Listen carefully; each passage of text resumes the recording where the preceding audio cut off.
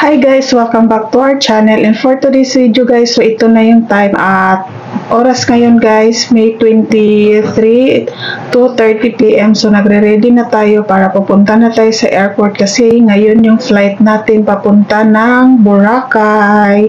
So i-update ko kayo later guys. See you.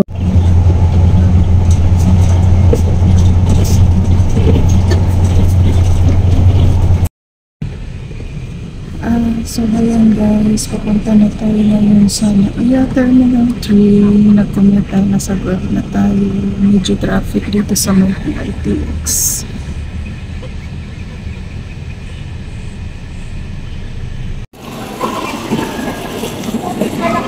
So nandito na tayo ngayon sa Naiya Terminal 3. Ang daming tao guys, so lahat yan domestic yan.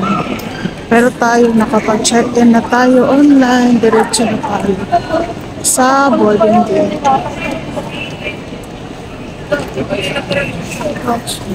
Sa kabila.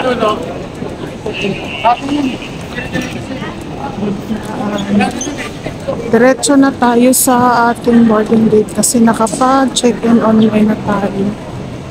Ang daming tao.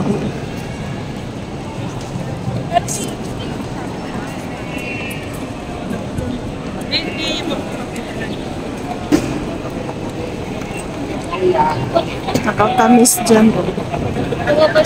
Papa-exchange ka, mag-withdraw ka dito. Ayan. Bala kong papalitan yung natira ko na. Let's go guys. Punta na tayo sa ating boarding gate. Yan. Tapos na ako magpapalit ng aking natirang Malaysian ringgit guys. Ngayon, diretso na tayo dito sa ating boarding gate sa domestic. Ang bilis lang guys, no? Usually kasi hindi ako nag-check-in online. Pero ngayon, nag-check-in online na ako. Kaya ang bilis. Ayan dyan tayo. Sa finance, security check.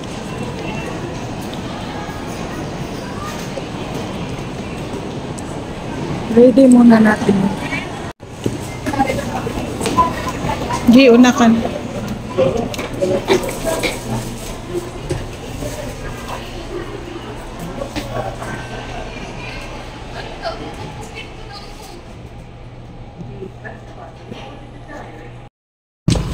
So, ayan guys, nauna kami dito board sa airplane kasi senior si Nina ang priority.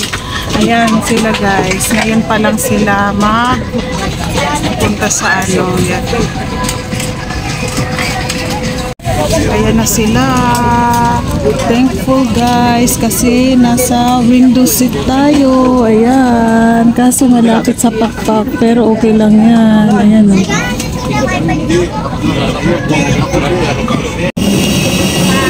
Guys, dito na kami ngayon sa Calibo Airport.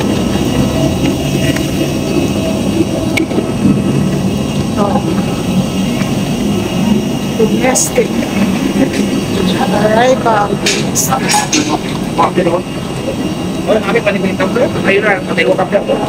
Hahanap tayo ngayon guys ng papuntang Katiklan.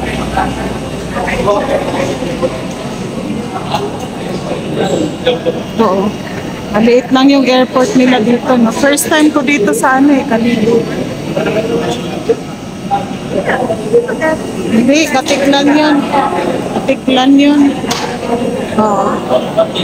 Labas na tayo para sasakay na tayo papuntang Katiklan.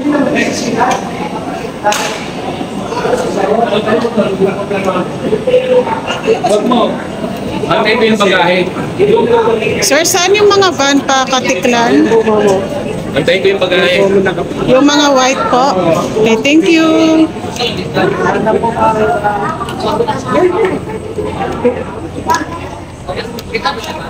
Doon daw, oh.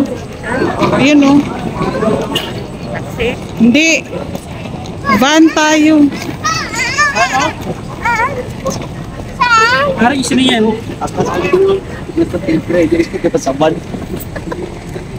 Sisa na. Ban, mahal, apas. Katiklan. Ito yun. Magkano dyan, Kuya Van? Pag senior, Isa ko lang sila. isa lang. Dalawa na kaya. Ilan ba na bas? 50, bigyan ng 50. Magawa kita mama tapos flight ma'am. Tara nga na yung bag. Sige mama. Sige. Bye. Katiklan. Diyan ba yung dalawa mama? Diyan lang ma'am, diyan ako lang ma'am. Bakit ma'am? Ha? Diyan ka mo pa lang ma'am.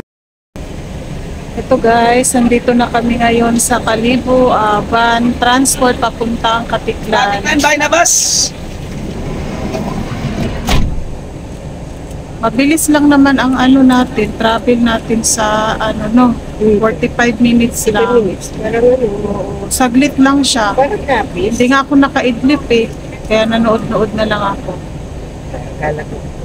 Alis na ba tayo? Ayun. Tapos, i-update ko kayo later.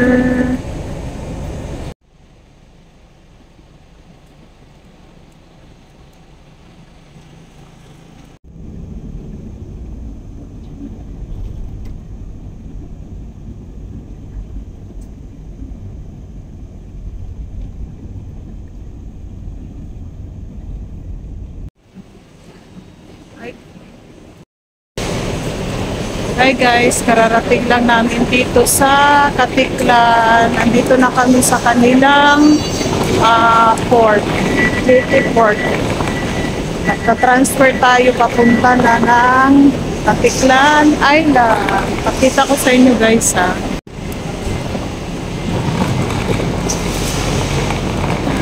Meron dito tourist place.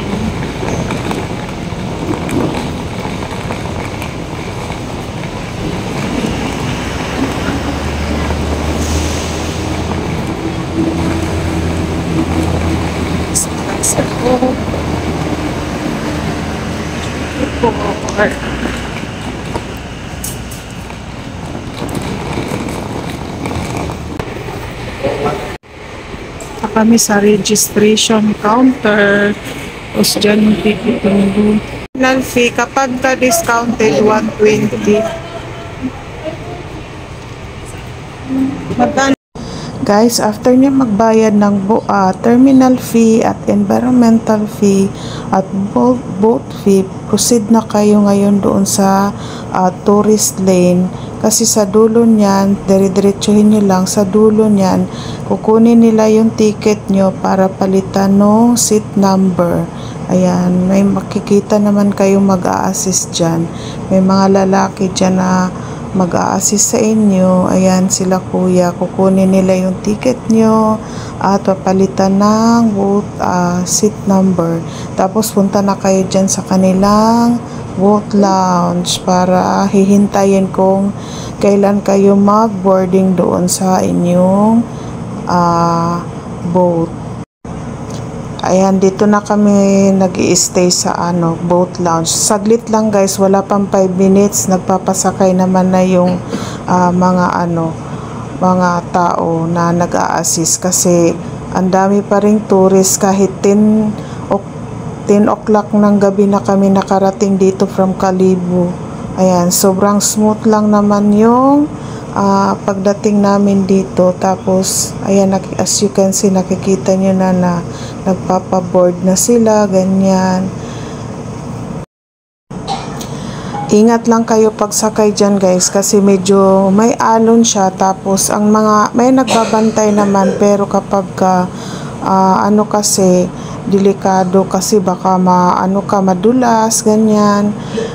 Tapos yung mga bagahe nyo, pag hindi nyo naman kayang i-carry, pwede nyo kisuyuan sila kuya dyan na dadalhin doon. Aayusin naman nila yung gamit nyo or dadalhin naman nila yan. Pero kung kaya mo naman, ayun, kagaya ko, ako na nagbitbit ng gamit namin kasi wala naman kami masyadong bagahe guys. So mabilis lang naman tong pagpapaboard nila. Pag nakapasok ka na, hanapin mo lang yung seat number nyo kasi kung ano yung binigay nila kuya doon sa may counter, yun din, doon din kayo uupo para pagkababa nyo doon sa GT Port guys, sa pinaka main port nila, Ayan, dire-diretsuhin nyo lang yan, yung sundan nyo lang yung mga tao. Sa pinakadulo niyan, meron dyan mga electronic bike. Sila ang magdadala sa inyo kung saang hotel kayo. Ang price range pala ng kanilang pamasahe is kapag dalawa kayo, 150 hanggang 3 tao daw. Pero kapag lumagpas kayo ng 4 hanggang 7 ganyan, nag-a-additional sila hanggang 200 daw guys, sabi nung nakausap namin na driver na naghatid sa amin sa hotel. So, ayan lang guys, ang bilis lang ng namin, ng travel namin. Smooth naman, di naman kami nagkaroon ng aberya. Basta susundan mo lang yung mga guide dyan guys, hindi ka naman mawawala dito pagdating mo sa Boracay.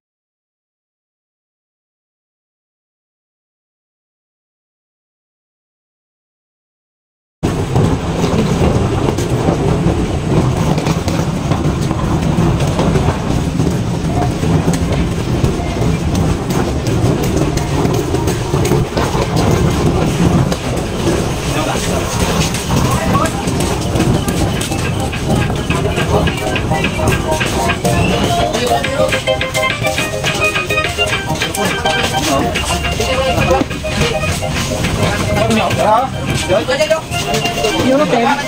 Eurotel. Dalawa kami. Magkano kuya? Dalawa na kami.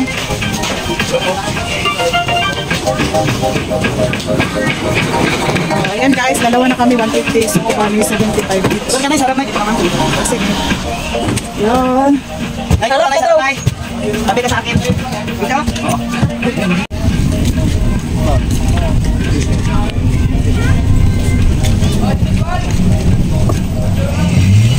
Masala, enjoy mo ayat kay Ruel. Kay Ruel. Oo.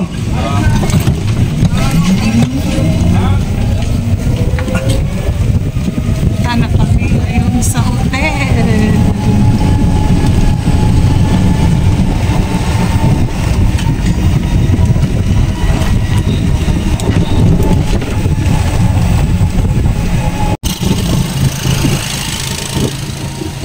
Ibig sabihin ngayon, mas marami nang nagpupunta sa Boracay. Mabilis mapuno eh. Oo. Wala ng klase. Puro bakasyon na yung mga tao. Eh, maulan naman. Mainit pa dito yan. Mag-ulan yan, mga September. October.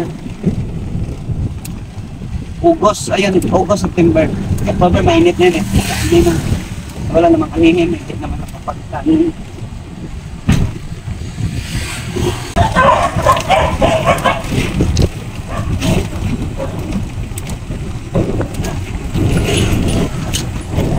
Bakit ka mabukas dito? Roro.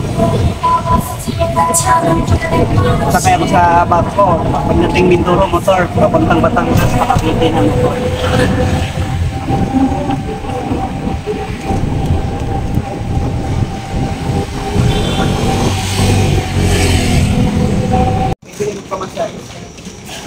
Na kami sa Eurotel. Thank you, kuya.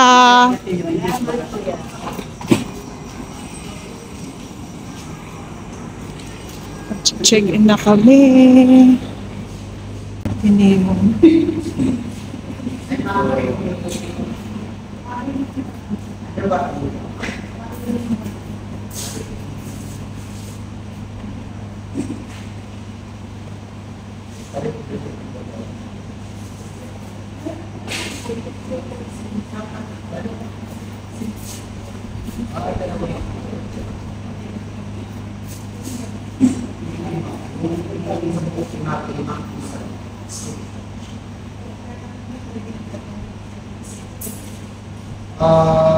Kasi lang yung price natin sa difference sa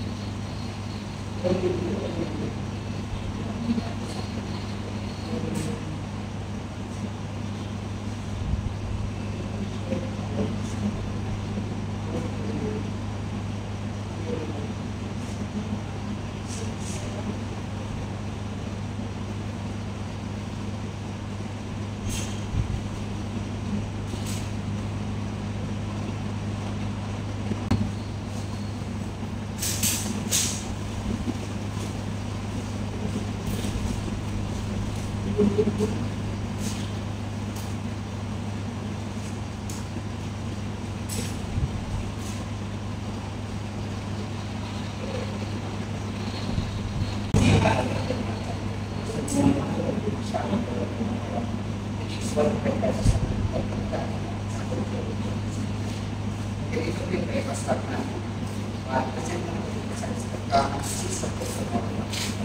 then for the next day, I will yung may gawin na yung kaya sa'yo. Kasi sa buwan mo sa buwan. Ito lang ang buwan para sa buwan. Mapa-assist ko na ng program kapasok ko ako ng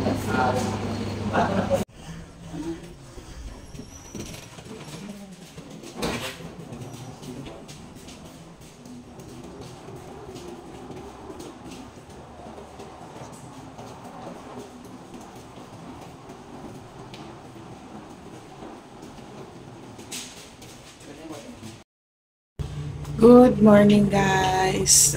Ngayon nakabihis na kami. Kagabi hindi na ako nakapag-outro guys kasi sobrang pagod namin, nakatulog na agad ako. So i-end ko na yung vlog kahapon guys kasi ngayon panibagong araw na at mag-beach na kami kasi itatry namin yung sunrise guys.